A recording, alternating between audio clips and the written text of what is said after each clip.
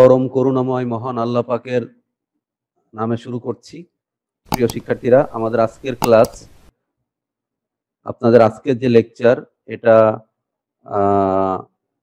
তৃতীয় অধ্যায়ের অনেক লেকচারগুলোর মধ্যে অন্যতম গুরুত্বপূর্ণ একটি লেকচার, এবং এই লেকচারটার দ্বারা আমরা এই অধ্যায়ের গুরুত্বপূর্ণ কিছু ম্যাথমেটিক্যাল প্রবলেম সলভ করতে পারবোই শুধু না, আমরা আরো অনেক নতুন নতুন জিনিস শিখতে পারবো। তো প্রিয় শিক্ষার্থীরা, আমরা আমাদের বইয়ের 71 নাম্বার পেজের 3.5 সংঘর্ষ এই টপিকটা পড়ছিলাম।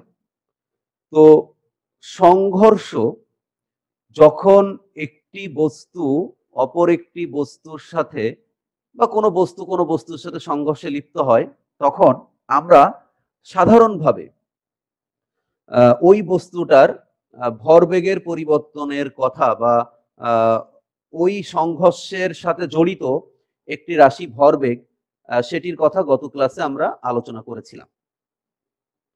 ঠিক আছে, আজকে আমরা তার সাথে সংশ্লিষ্ট, অর্থাৎ সংঘর্ষের সাথে সংশ্লিষ্ট নতুন একটি রাশি, সেটি নিয়ে আলোচনা করব।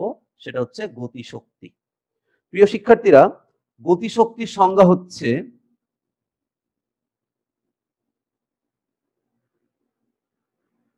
কোন বস্তু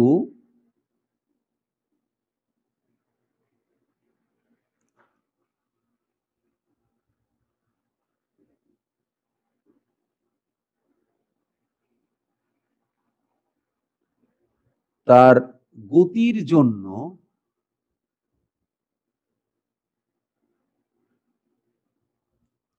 কাজ করবার যে সামর্থ্য অর্জন করে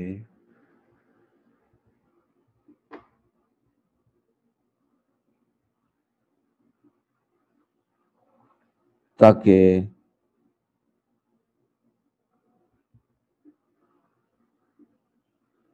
গতিশক্তি বলে।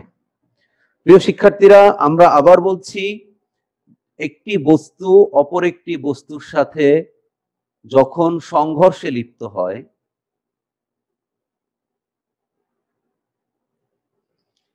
তখন ওই সংঘর্ষটা আলোচনা করার জন্য আমার দুটো রাশি দরকার। একটি রাশির নাম ভরবেগ। আমরা ভরবেগ বিষয়টা আলোচনা করেছিলাম m × v। আমরা আজকে গতিশক্তি আলোচনা করব, এবং গতিশক্তি এবং ভরবেগের মধ্যে আমরা একটা সম্পর্ক স্থাপন করব, যার মাধ্যমে আমরা সংঘর্ষকে ব্যাখ্যা করতে পারবো। তো আমরা ভরবেগটা জানি, আজকে আমরা গতিশক্তি আলোচনা করব।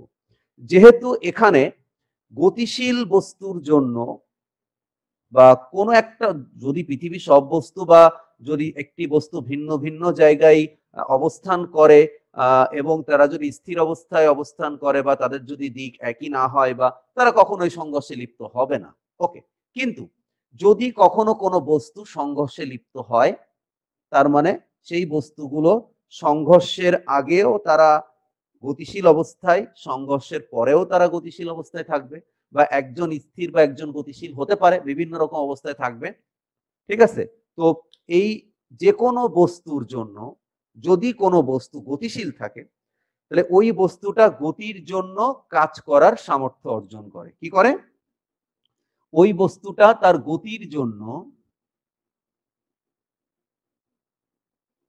কাজ করার সামর্থ্য অর্জন করে। তাহলে কোনো একটা বস্তু গতির জন্য যদি কাজ করার সামর্থ্য অর্জন করে, তখন আমরা তাকে বলি হচ্ছে গতিশক্তি। ঠিক আছে, আচ্ছা, এখন মনে করেন একটা বস্তু, এই বস্তুটার নাম হচ্ছে এ, এই বস্তুটার ভর হচ্ছে m1, এই বস্তুটা তার ডান দিকে u1 বেগে গতিশীল। অর্থাৎ প্রিয় শিক্ষার্থীরা, এই বস্তুটি যেহেতু গতিশীল, তাহলে এই বস্তুটার ভেতরে দুটো জিনিস কাজ করবে। নাম্বার 1, ভরবেগ। তাহলে ভরবেগ মানে p = m × v। আর আমি বলেছিলাম, গতিশীল থাকার কারণে গতিশীল থাকার কারণে ওই বস্তুটা যদি কাজ করার সামর্থ্য অর্জন করে তাহলে ওই বস্তুর ভেতরে যেটি সৃষ্টি হবে তার নাম হচ্ছে গতি শক্তি। ইংরেজিতে এটাকে আমরা বলি ইকে। ইকে, কে মানে হচ্ছে কাইনেটিক, ই মানে হচ্ছে এনার্জি।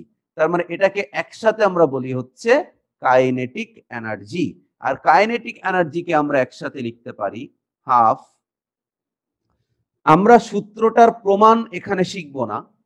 প্রিয় শিক্ষার্থীরা, আপনারা কি সবাই শুনতে পাচ্ছেন? আমার কথা কি বুঝতে পারছেন? জি স্যার, শোনা যাচ্ছে। জি স্যার, শোনা যাচ্ছে। আচ্ছা, শোনা যাচ্ছে কিন্তু আপনারা বুঝতে পারছেন না, এই তো? না স্যার, জি বুঝতে স্যার। পারতেছি। আচ্ছা, তাহলে আমরা এখানে দেখতে পাচ্ছি কোন একটা বস্তুর গতিশক্তি আমাদের নির্ণয় করা দরকার। তো গতিশক্তি এটা আমরা চতুর্থ চ্যাপ্টারে শিখব, চতুর্থ অধ্যায়, অর্থাৎ কাজ ক্ষমতা শক্তি এই চ্যাপ্টারে। আমরা শুধুমাত্র জাস্ট এই অধ্যায়ে পড়ার জন্য একটু মনে রাখবো। তো কোন একটা বস্তু যদি গতিশীল হয় আর সেই গতিশীল বস্তুটার ক্ষেত্রে ইন্ডিভিজুয়ালি এই এ বস্তুটার গতিশক্তি বের করার জন্য সূত্রটা হলো হাফ। আমি এ বস্তুর গতিশক্তি নির্ণয় করব, তাহলে এ বস্তুর ভর এখানে বসাতে হবে আর এ বস্তুর বেগ বসাতে হবে। তো এখানে এ বস্তুর বেগ অর্থাৎ এখানে ভরবেগ কিন্তু mu1 আসলে। তাহলে এখানে গতিশক্তি হচ্ছে u1 এর হোল স্কয়ার।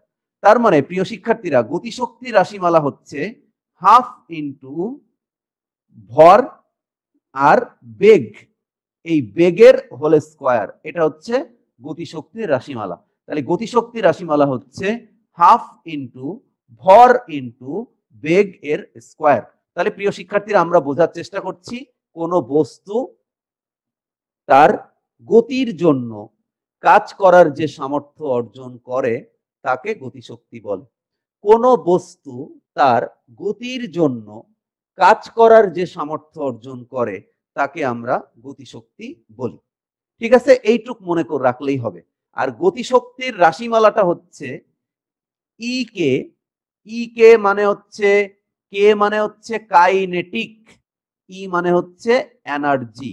একসাথে আমরা বলতে পারি কাইনেটিক এনার্জি ইকুয়াল টু আমরা বলতে পারি হাফ, যে বস্তুটার গতিশক্তি নির্ণয় করব ওই বস্তুটার ভর এবং ওই বস্তুটা যে বেগে গতিশীল আছে সেই বেগ। তার মানে আপনারা এখানে দেখেন ওয়ান কাইন্ড অফ ভরবেগ আছে এখানে, তাই না?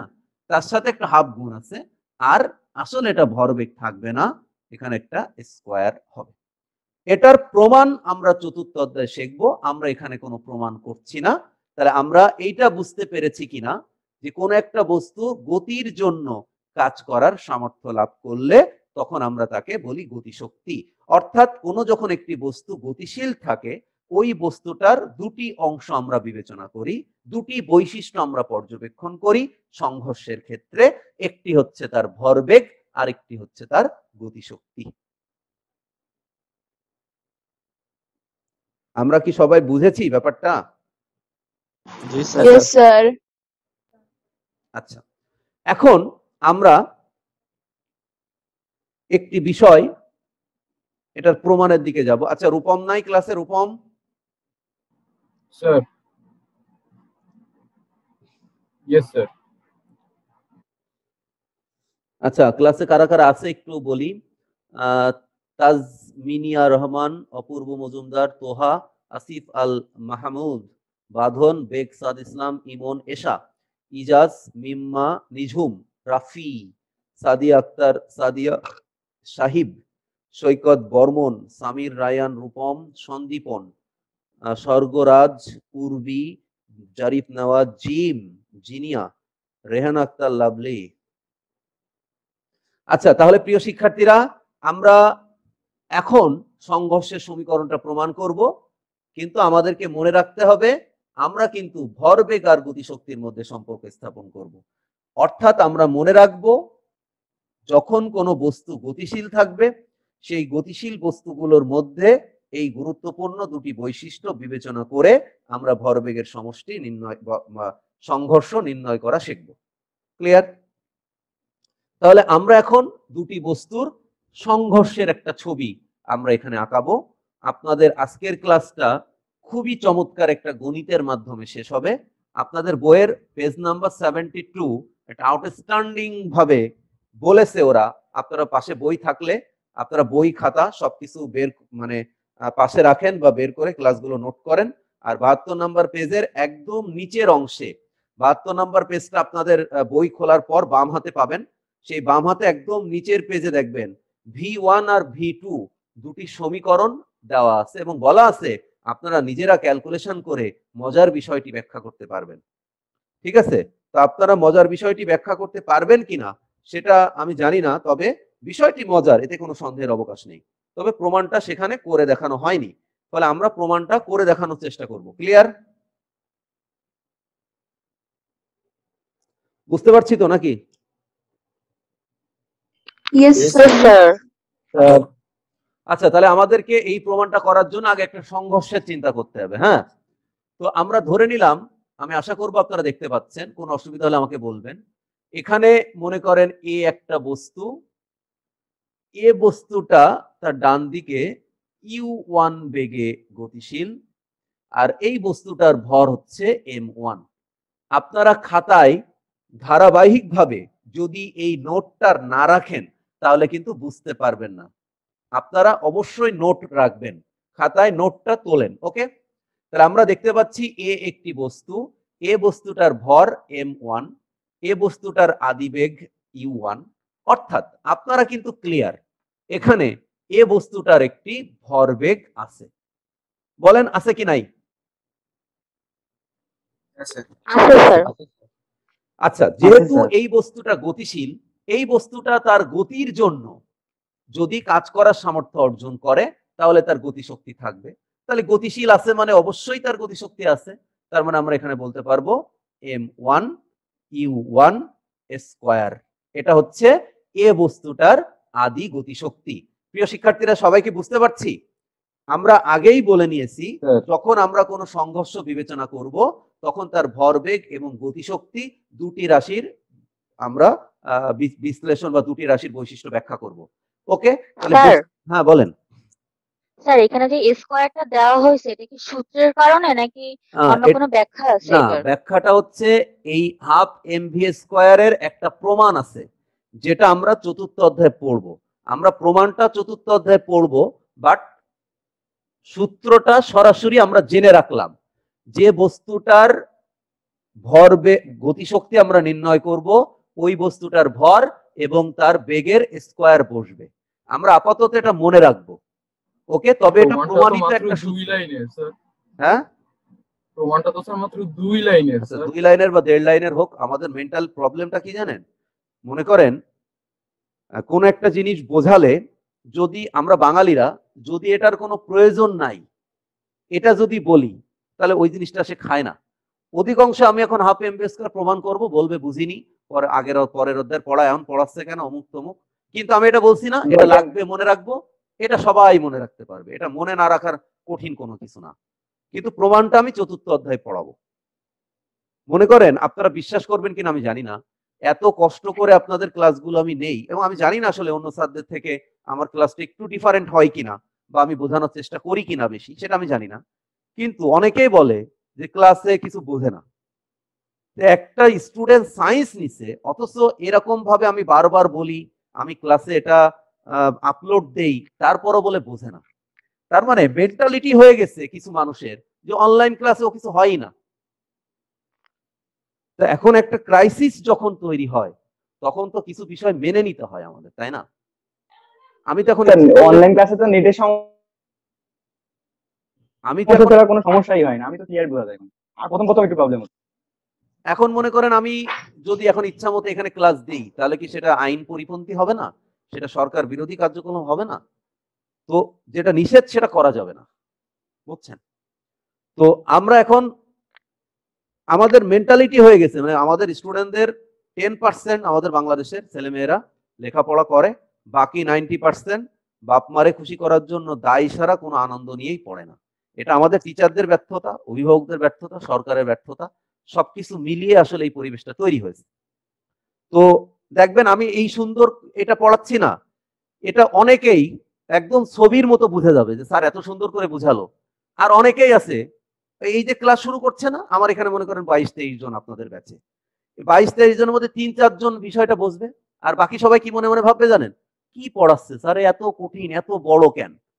কিন্তু এর ভেতরে যে গণিতের সৌন্দর্য, এরা যে সায়েন্সের স্টুডেন্ট, এটা কঠিন ভাবা যাবে না বা মজা করে এটা বুঝতে হবে, এই মেন্টালিটি নাই। তাহলে আমি কি করে পড়াবো? এই জন্য আমি চাই যে সংশ্লিষ্ট বিষয় সেইটুকু নিয়ে আলোচনা করতে, এর বাইরে যতটুকু দরকার। হাফ এমভি স্কয়ার প্রমাণ করার এখন কোনো দরকার নেই। আমরা যেহেতু ভর বেগ জানি, ভর আর বেগ, এখানেও ভর আর বেগ, শুধু একটা স্কয়ার, বাস শেষ।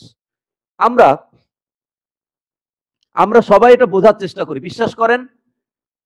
আপনারা, জানি না আমি অন্য কোনো স্যার আরো সুন্দর হয়তো বোঝাবে, কিন্তু আমি দেখবেন অনেক সুন্দর করে একদম পার্ট বাই পার্ট, কারণ যেহেতু এই বিষয়টা আমার মুখস্থ না, এই বিষয়টা আমি বুঝি, আসলে ব্যাপারটা এরকম হয়, এই জন্য আমি বুঝায় বুঝায় লাইন বাই লাইন আপনাদেরকে পড়াতে পারবো।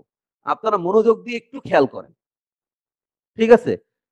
আর এটার উপকারিতা কি, এই সমীকরণটা পড়ে আমার লাভ হবে কি, সেটা আমি বোঝানোর চেষ্টা করব। মনে করেন এমন একটা প্রবলেম হলো একটু আগে, যে আমার ল্যাপটপে প্রবলেম হলো, আমি ক্লাসটা আগের 10-এর ক্লাসটা আমি অর্ধেক নিতে পারছি, পুরোটা নিতে পারিনি। তারপরে আমি আরেকটা কম্পিউটারে আপনাদের এই এটা মানে এই অ্যাপটা ঢুকায়ে তারপরে ওই ল্যাপটপে ক্লাস নিচ্ছি। তার মানে অনেক ধরনের প্রতিবন্ধকতা আমাদের মধ্যে আসবে অনলাইন ক্লাসের জন্য, কারণ আমরা অতটা পারফেক্ট না, অতটা প্রস্তুত না। কিন্তু তারপরেও সীমাবদ্ধতাকে শক্তি হিসাবে দেখেন, আমরা মুক্তিযুদ্ধে জিতেছিলাম, পাকিস্তানিদের মতো কি আমাদের ট্যাঙ্ক, মেশিন গান, স্টেন গান এগুলো ছিল না। আমরা অনেক সীমাবদ্ধতার মধ্য দিয়েও মুক্তিযুদ্ধে জিতেছি। প্রত্যেকটা মানুষের ভেতরে, সফল মানুষের সীমাবদ্ধতা না থাকলে কখনো কিছু হয় না। আপনারা একটু বোঝার চেষ্টা করেন, অনেক সুন্দরভাবে বুঝবেন আশা করি। তা আমরা বলছি এই যে বি বস্তুটা, এই বি বস্তুটার ভর হচ্ছে m2, বি বস্তুটার বেগ হচ্ছে u2। তাহলে প্রিয় শিক্ষার্থীরা, আপনারা দেখতে পাচ্ছেন এখানে m2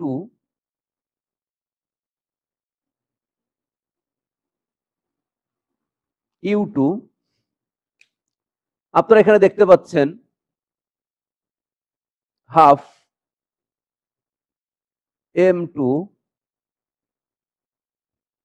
u2 স্কয়ার। তাহলে প্রিয় শিক্ষার্থীরা, আমরা আলোচনায় যে বিষয়টি এখানে আসবে, আমাদের বিষয়টি হলো যে u1 বেগে এ বস্তুটি তার সামনের দিকে আগাচ্ছে, যেহেতু সে গতিশীল রয়েছে, ফলে তার ভরবেগ m1 u1, তার গতিশক্তি half m1 u1 square. B বস্তুটি সামনের দিকে আগাচ্ছে u2 বেগে, তার ভরবেগ m2 u2, তার গতিশক্তি হাফ m2 u2 স্কয়ার। আমরা কি এইটুকু বুঝেছি? Yes, sir. এই বস্তুটার Yes, sir. মধ্যে, এই বস্তু দুটির মধ্যে এখন সংঘর্ষ হবে।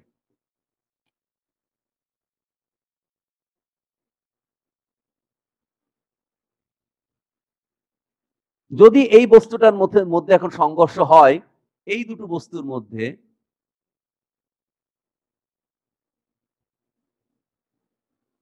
তাহলে এই বস্তুটার নাম এ, এই বস্তুটার নাম বি। আমি ভাবলাম এখানে সংঘর্ষ হয়েছে, সংঘর্ষের জন্য টাইম লেগেছে t সেকেন্ড। তাহলে সংঘর্ষের পরে এ বস্তুটা, আমি তো বলেছি কোন বস্তুর ভর চেঞ্জ হবে না, তাহলে ভর একই আছে। এই বস্তুটার বেগ u1 চেঞ্জ হয়ে এটা হয়ে গেছে v1।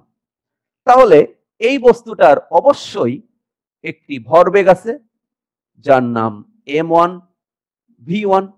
তাহলে যেহেতু তার বেগ চেঞ্জ হয়েছে, সেহেতু আমরা বলতে পারি হাফ m1 v1 স্কয়ার। আমরা দেখতে পাচ্ছি এখানে একটা বস্তু আছে বি, যে বস্তুটার ভর m2, এই বস্তুটার বেগ v2,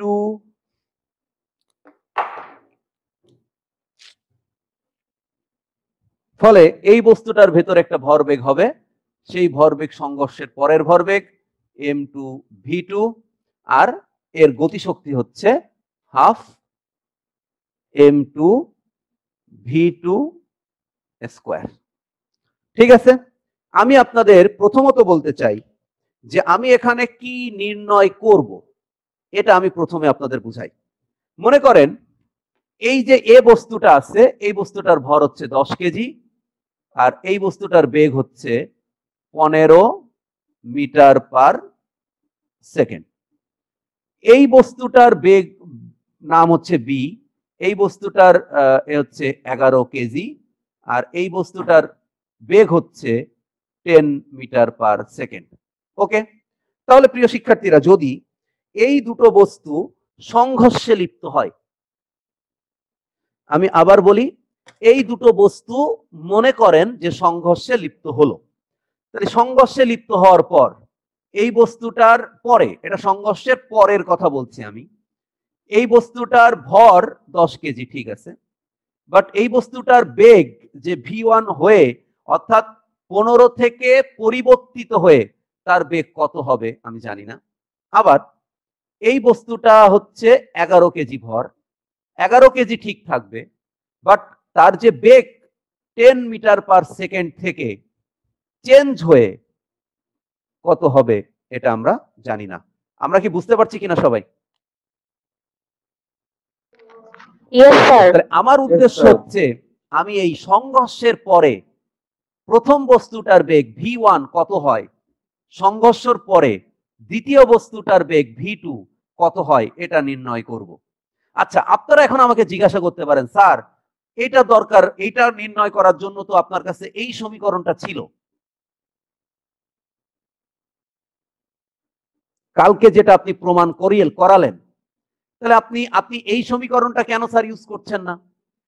এই সমীকরণটাও ইউজ করব বা করা যাবে, বাট প্রবলেম আছে, একটা প্রবলেম হচ্ছে এখানে দেখেন u1 u2 v1 v2, তো যদি আপনি v1 নির্ণয় করতে চান তাহলে আপনার u1 দেওয়া থাকা লাগবে, u2 দেওয়া থাকা লাগবে, v2 দেওয়া থাকা লাগবে।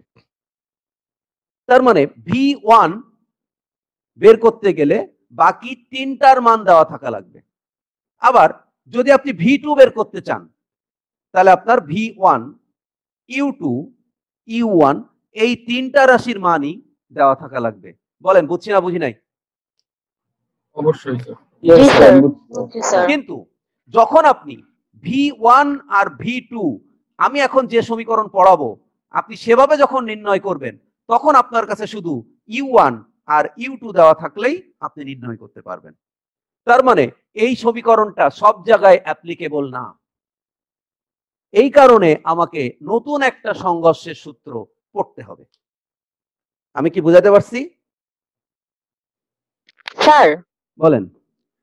স্যার আমরা যে দ্বিতীয় যে সমীকরণটা আজকে শিখতেছি, তাহলে ওইটাই কি আমরা প্রথম ক্ষেত্রে ইউজ করতে পারবো? প্রথম ক্ষেত্রে মানে?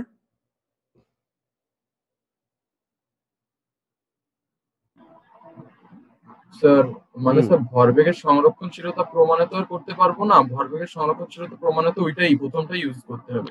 আর এই এখন যেটা শিখবো, মানে যেটা শিখলাম গতিশক্তির, ওটা তো গতিশক্তির সংরক্ষণশীলতায় ব্যবহার করতে পারবো। দুটোই ব্যবহার করা যাবে। আমি এখন যেটা শিখবো এটা সব ক্ষেত্রে ইউজ করা যাবে, এর সীমাবদ্ধতা কম।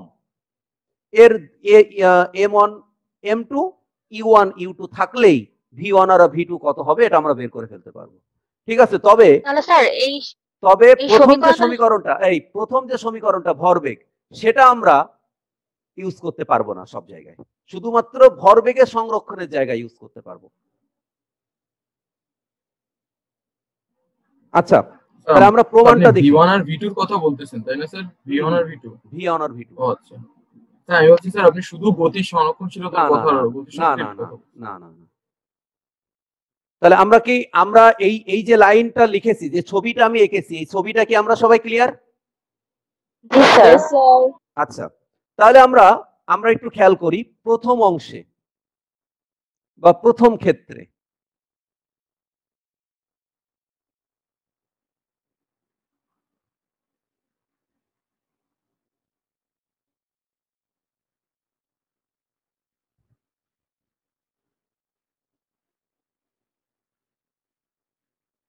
ভরবেগের সংরক্ষণ, ঠিক না ভুল?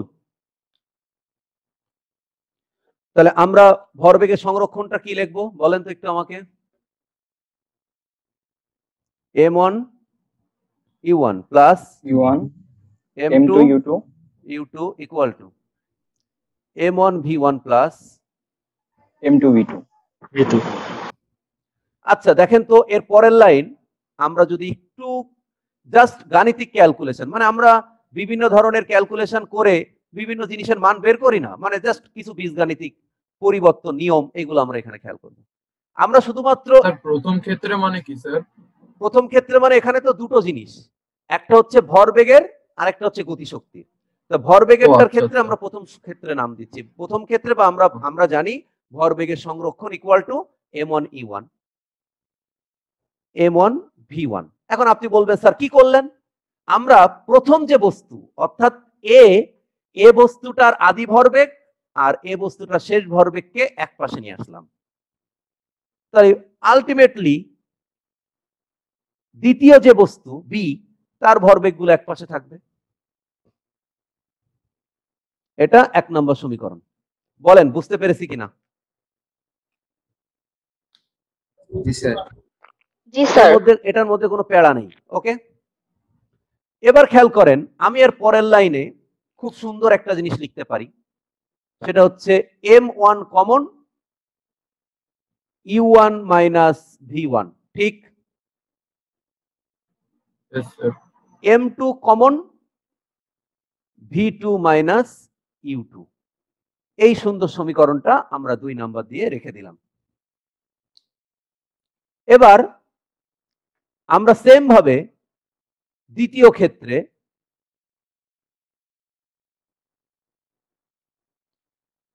অনুরূপভাবে আমরা গতিশক্তির সংরক্ষণ লিখতে পারি। তাহলে গতিশক্তির সংরক্ষণও কি হবে? গতিশক্তির সংরক্ষণ হবে half m1 u1 square plus half m2 u2 square equal to half m1 v1 square plus half m2 v2 square.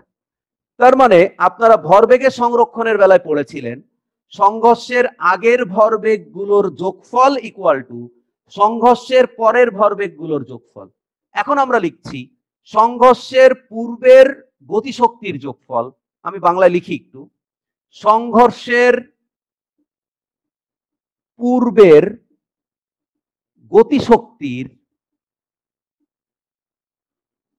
যোগফল ইকুয়াল টু সংঘর্ষের পরের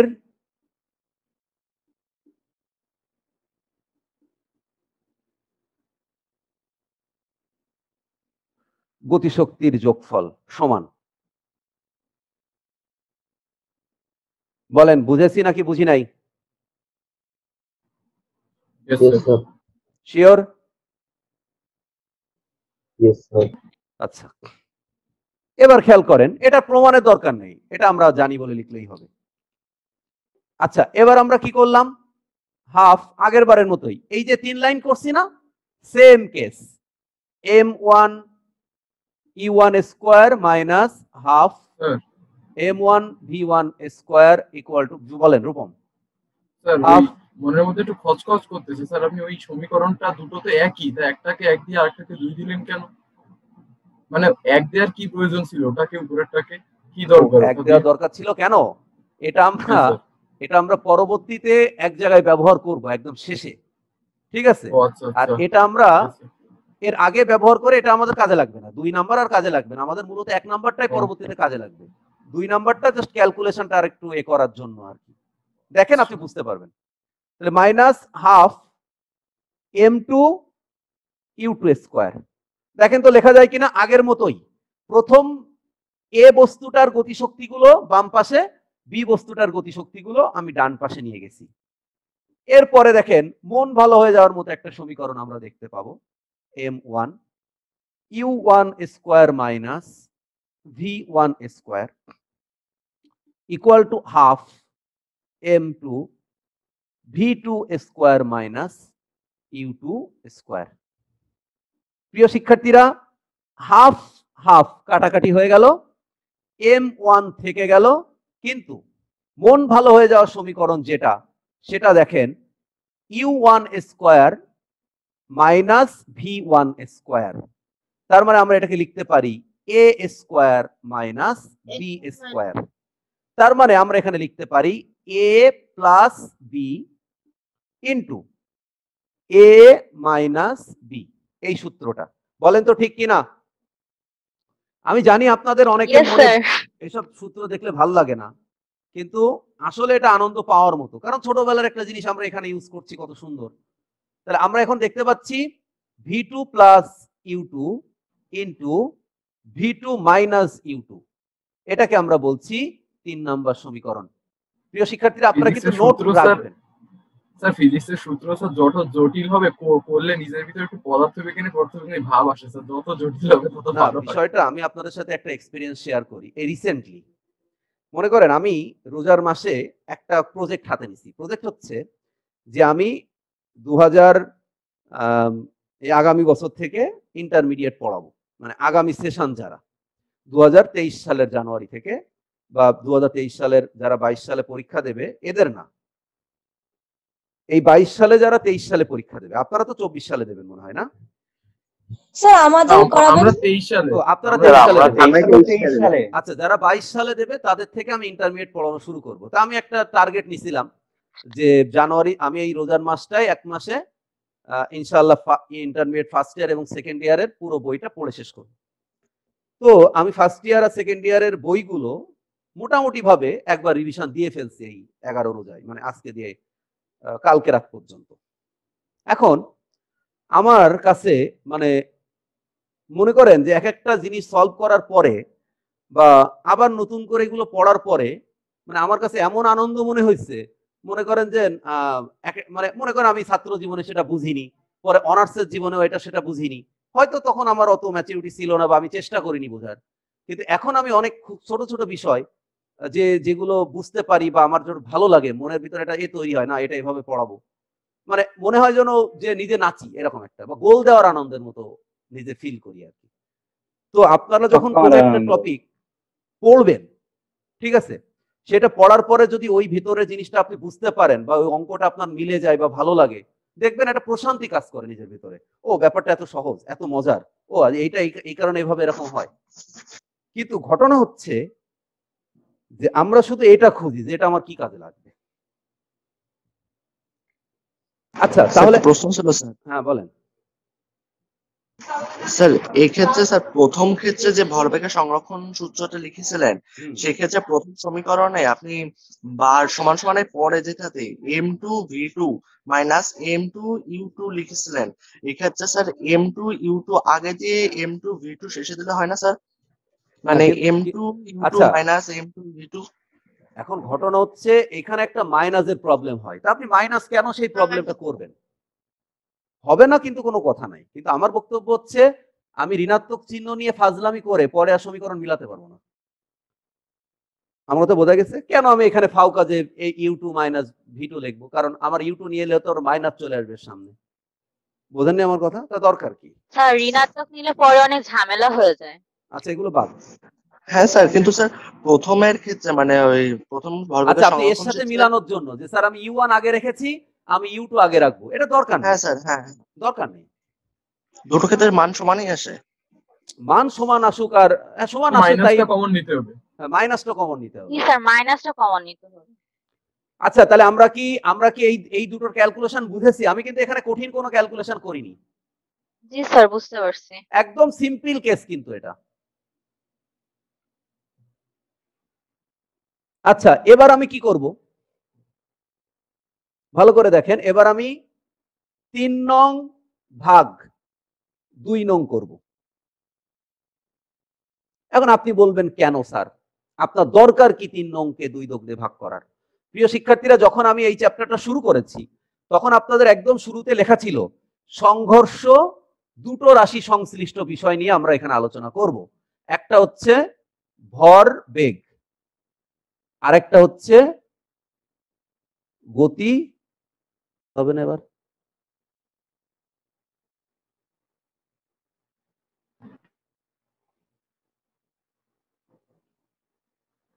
আচ্ছা প্রিয় শিক্ষার্থীরা, আমি রেকর্ড করতে একটু ভুলে গেছিলাম, ফলে আমি একটু রিক্যাপ করছি। কেমন? মানে আমি আপনাদের এর আগের লেকচার পর্যন্ত আপনারা দেখেছিলেন আমি 1 নং 2 নং আর 3 নং সমীকরণটা নির্ণয় করেছিলাম।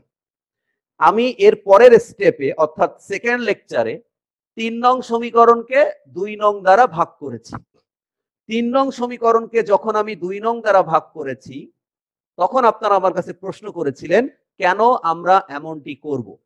তখন আমি বলেছিলাম সংঘর্ষ সৃষ্টি বা ব্যাখ্যার সময় আমরা বলি ভরবেগ আর গতিশক্তি সংশ্লিষ্ট দুটি রাশি। তো 3 নংকে যখন আমি 2 নং দিয়ে ভাগ করব, আমরা 3 নং পেয়েছিলাম গতিশক্তির সংরক্ষণ, আমরা 2 নং পেয়েছিলাম ভরবেগের সংরক্ষণ। তার মানে গতিশক্তি আর ভরবেগের মধ্যে একটি সম্পর্ক তৈরি হবে। তো আমরা 3 নংকে ভাগ করে 2 নং দ্বারা আমি পেলাম u1 plus v1 equal to v2 plus u2। অতএব u1 plus v1 minus u2 equal to v2। আমার উদ্দেশ্য হচ্ছে আমরা v1 বের করব, আবার v2 বের করব। তো প্রথমে আমরা v1 বের করতে চাই, তার মানে আমার উদ্দেশ্য হচ্ছে সংঘর্ষের পরে কোন বস্তুর বেগ v1 আর v2 কত হয়। তো সেটা বের করার জন্য আমি প্রথমে v1 বের করব। তো v1 বের করার জন্য আমি 4 নং থেকে v2 এর মান নির্ণয় করে রেখেছি যে v2 equal two u1 plus v1 minus u2। এই v2 এর মান এখন আমি 1 নং এ বসাবো। তাহলে দেখেন মজাটা কোথায়, m1 u1 minus m1 v1 m2। এবার আসেন মহামান্বিত v2 কে আমার এবার বসাতে হবে। v2 মানে হচ্ছে u1 plus v1 minus u2। ওকে, আচ্ছা, মাইনাস m2 u2। বাচ্চারা আপনারা কি এটা বুঝেছেন সবাই? ইয়েস স্যার, বুঝতে পারছি। আমি কিন্তু কিছুই করিনি, আমি কাটাকাটি করে খুব সহজে 4 নাম্বার পেয়েছিলাম। 4 নাম্বার থেকে v2 বের করছি, v2 এর মান 1 নং এ বসাইছি। এবার দেখেন m1 u1 minus m1 v1 equal to, দেখেন m2 u1 plus m2 v1 minus m2 u2 minus m2 u2। আমি শুধুমাত্র এই পদটাকে গুণ করে দিছি, আপনারা কি বুঝতে পারছেন? এবার দেখেন m1 u1 minus m1 v1, আমি একটু একদম ভেঙে ভেঙে করতেছি আর কি, m2 u1 plus m2 v1 minus m2 u2। আপনারা আমার কাছে জিজ্ঞাসা করতে পারেন স্যার আপনি যে v2 এর মান বসালেন, বসায় v2 এর মান বসায় আমাকে লাভ হলো কি? v2 এর মান বসায় আমাদের লাভ হলো এই সমীকরণটায় দেখেন এই লাইনটায় কোনো v2 নেই। স্যার ওখানে 2 হবে না স্যার? একটা কোথায়? লাস্ট লাইনের ডান পাশের পদ, লাস্টে কোন লাস্ট লাইনের সর্বদান ডানের পদ। হ্যাঁ হবে, 2 হবে। 2 মুখে বলেছি কিন্তু মনে হয় লিখতে ভুলে গেছি। এই যে এই দুটো আমি যোগ করছি, যোগ সেম m2 u2 মাইনাসে মাইনাসে মাইনাসে প্লাস কিন্তু চিহ্ন মাইনাস, m2 u2 যোগ করলে 2 ইনটু m2 u2। প্রিয় শিক্ষার্থীরা আপনারা এই লাইনটা সবাই খেয়াল করেন, এই সেকেন্ড লাইনটা, এই সেকেন্ড লাইনটাই v2 এর মান বসানোর পরে এই সেকেন্ড লাইনটাই দেখেন আর কোনো v2 নাই। v2 নাই মানে কি, আমি তো আগেও v1 ও জানতাম না, আমি v2 ও জানতাম না। তাহলে যদি এই সমীকরণে v2 থাকতো তাহলে কি আমি v1 এর মান বের করতে পারতাম? পারতাম না। বুঝছি না বুঝি নাই? Yes sir. কিন্তু আমি এখন দেখতে পাচ্ছি এখানে কোনো v2 নাই, তা v2 নাই বলেই তো আমি v1 এর মান বের করতে পারবো, আমার v2 দরকার হবে না। বুঝছি না বুঝি নাই? Yes, sir.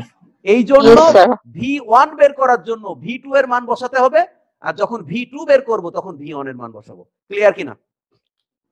Yes, sir. Yes, sir. Rupam বুঝছি কিনা? আচ্ছা এবার দেখেন Yes, sir. M1 U1 বসালাম। এবার দেখেন যেহেতু আমি V1 বের করব, ফলে V1 কে আমি এক পাশে রাখবো, যে কোনো এক পাশে, আর বাকি সবাইকে আরেক পাশে লিখবো।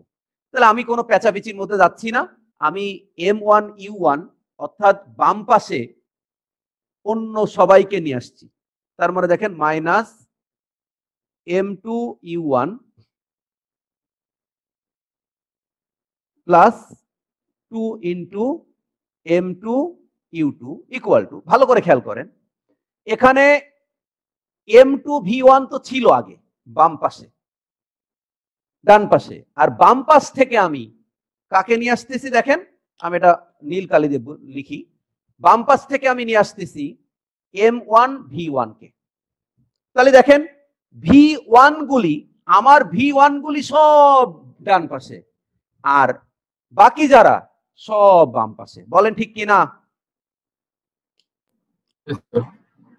এবার দেখেন মজাটা কোথায়? মজাটা হলো আমি U1 কমন নিচ্ছি,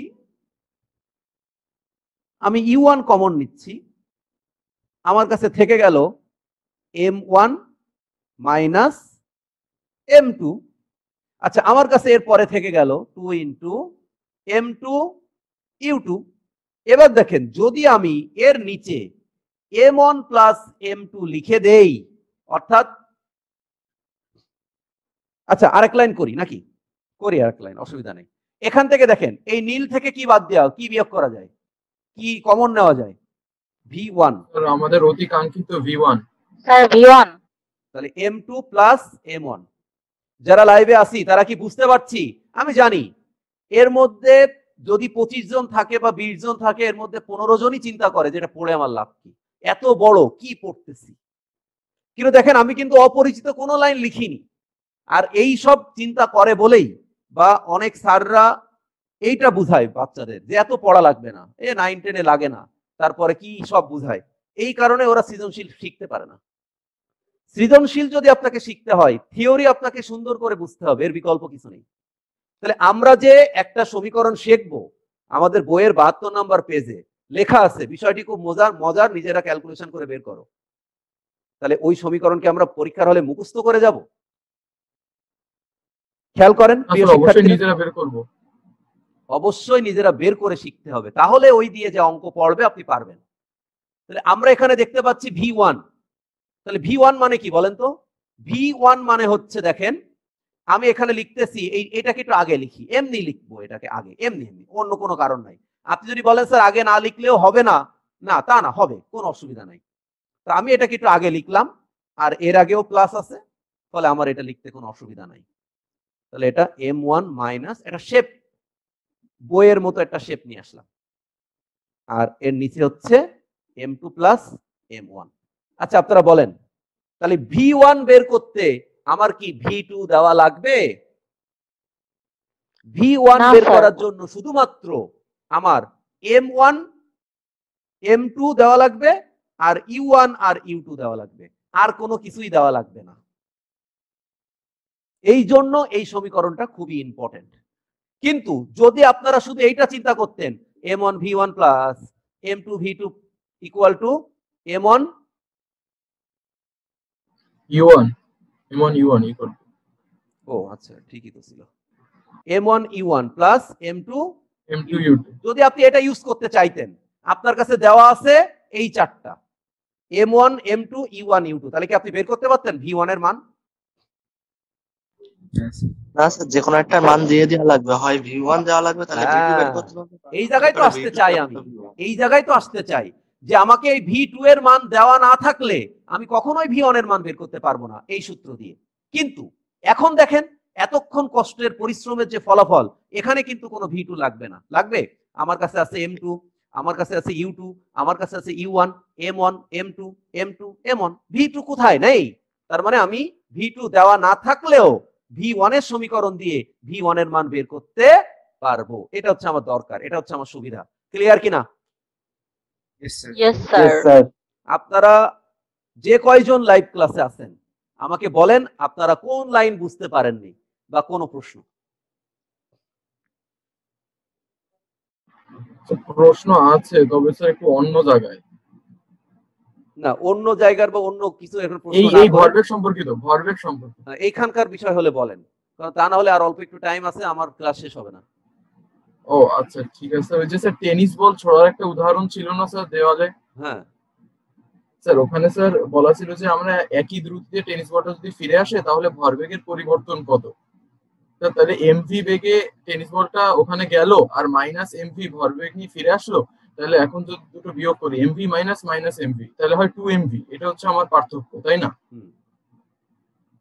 স্যার? তা এই পার্থক্য থেকে স্যার তা ভরবেগের পরিবর্তন হচ্ছে 2 এমভি। স্যার এর মানে কি স্যার? আমি যে ভরবেগে মারছিলাম তার দ্বিগুণ ভরবেগ নিয়ে ফিরে আসলো, এটা কি এর মানে কি তাই দাঁড়ায় স্যার? এর মানে কি? এর মানে দাঁড়ায় হচ্ছে যে ভারী বস্তুটা সে স্থির, তার ভরবেগের কোনো পরিবর্তন হয়নি, কিন্তু বস্তুটা তার দ্বিগুণ ভরবেগ লাভ করছে।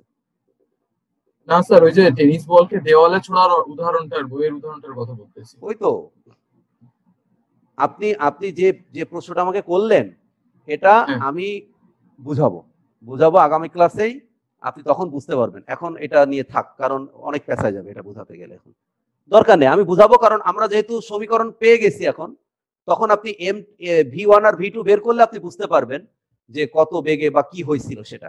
আমাদের এই পর্যন্ত কি তোলা শেষ? Yes, sir. Yes sir. তাহলে V1 আমরা পেয়ে গেলাম নাকি? তাহলে আমরা এই উপরে হ্যাঁ ছবি মুছে দিলাম, মুছে দিয়ে আমি এই উপরে V1 কত এটা লিখে রাখলাম একটু, কারণ এত এত কষ্ট করে বের করছি, আপনারা সবাই বের করলেন, না লিখে রাখলে হবে?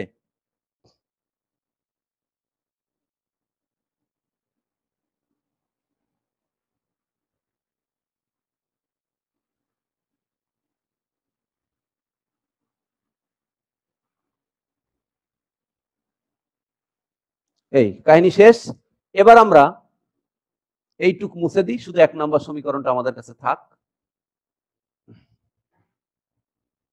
এই এবার দেখেন তো, এই যে 4 নম্বর সমীকরণ, এই 4 নম্বর সমীকরণ থেকে যদি এখন V1 এর মান বের করতে চান, V1, তাহলে V1 ইকুয়াল টু কি লেখা যায় দেখেন তো? V1 ইকুয়াল টু লেখা যায় V2 plus U2 minus U1। বলেন লেখা যায় কিনা? Sir. তাহলে V1 এর Yes, মান sir. এবার 1 নম্বর সমীকরণে বসাবো। বলেন, দেখেন বসাই। M1 U1 মাইনাস M1, তাহলে আমি V1 এর মান বসাই। V1 বলছে V2 plus U2 minus U1 equal two M2 V2 minus M2 U2। ওকে, ঠিক আগের বারের মতোই সেম ক্যালকুলেশন। তাহলে M1 V2 গুণ করব, তাহলে মাইনাস প্লাসে মাইনাস M2 U2 মাইনাস মাইনাসে প্লাস M1 U1, ডান পক্ষে যা আছে তাই, M2 V2 minus M2 U2। বাহ, এবার খেয়াল করেন আগের বারের মতোই আমি এখন বের করব V2, তাহলে V2 কে ডান পাশে নিয়ে যাই, তাহলে M1 এই বাক্স দুটো যোগ করলে দেখেন কি হবে, 2 ইন্টু M1 U1। ওকে,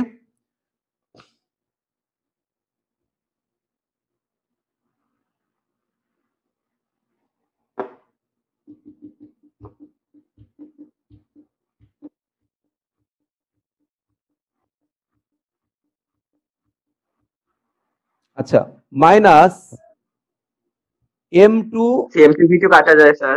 U2, হ্যাঁ M2 আর V2 এই পাশে এসে কাটা যায়। না, কাটা যায় না। আচ্ছা, এবার খেয়াল করেন প্লাস M2 U2 এ পাশে চলে আসলো, না, এটা M1 হবে। স্যার আপনার 1 গুলো 2 এর মতো দেখতে স্যার, এই কারণে একটু হ্যাঁ, এই কারণে আপনাদের প্রবলেম হয়েছে, আমি বুঝতে পারছি। আর নিচেরটাও, হ্যাঁ ওটাও। ওকে, আমি ঠিক করে দিচ্ছি, দাঁড়ান। এবার দেখেন ডান পক্ষে M2 V2 plus M1 V2। খেয়াল করেন আমি কি করছি বলছি, এইটা M1 E1 আর M1 E1 যোগ করছি, তাহলে 2 M1 E1। এখানে মাইনাস M1 U2 থেকে গেছিল, এই মাইনাস M1 U2 রেখে দিয়েছি, শেষ। এবার ডান পাশে থেকে মাইনাস M2 U2 কে বাম পক্ষে নিয়ে আসছি, তাহলে মাইনাস জায়গায় প্লাস হয়ে গেছে M2 U2। আর এই যে রাশিটা, এটা মাইনাস M1 V2, V2 বের করবো, তাহলে V2 কে ডান পাশে নিয়ে গেছি। সবাই বুঝছি কিনা? জি স্যার। কেউ কোনো কোশ্চেন থাকলে বলেন। বাসাই বা খাতিরের লোকজনের সাথে ফিজিক্স কিছু বুঝতেছি না এটা বললে কিন্তু আমার রাগ হয়ে যাবে। আমাকে বলেন কোথায় বোঝেননি।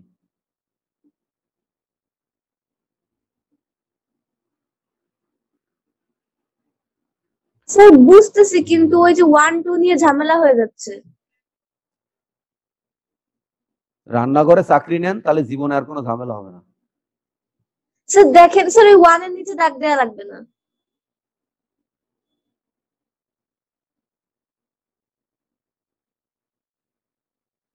আচ্ছা,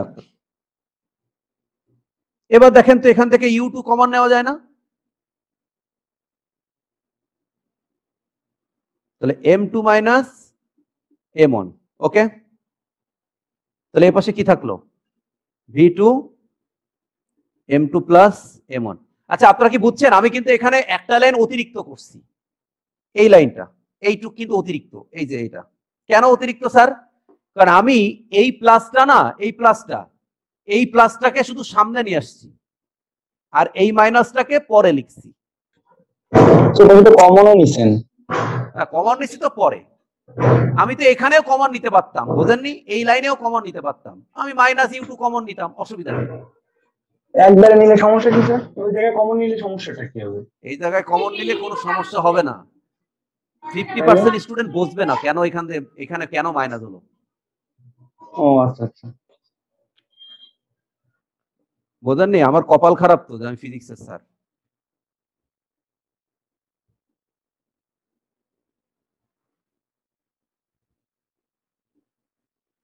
আচ্ছা, আমার কথা শুনে কি আপনাদের রাগ হয়? না স্যার, কেন স্যার? একটু না স্যার। রাগ হবে কেন স্যার? আপনি তো আমাদের শিক্ষক বকলে ধরে সব হবে। না, এটা শিক্ষক ঢোকার জন্য না, আমি সত্যি কথাগুলো মুখের উপর বলি তো, তাই। না স্যার, একটুও রাগ হয় না। আচ্ছা দেখেন তো, তাহলে আমরা এখানে কি কি বের করলাম? আমি V2 এর মান বের করছি না? দেখেন তো এখানে কোনো U1 আছে, V1 আছে?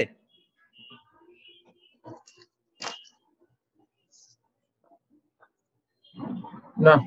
তাহলে V1 যদি না থাকে, তাহলে V2 এর মান শুধুমাত্র U1 আর U2 থাকলে বের করা যায় না, যায় না? যায় স্যার। যাই স্যার। তাহলে এই সমস্যার উপকারিতা কি বুঝছেন এবার? জি স্যার।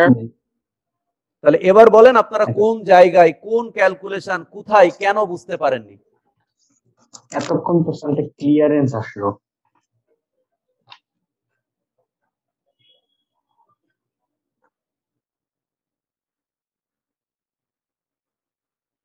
তা বইতে লিখেছে বিষয়টা খুব মজার, আপনারা ক্যালকুলেশন করে বের করতে পারবেন। সুস্থ থাকেন।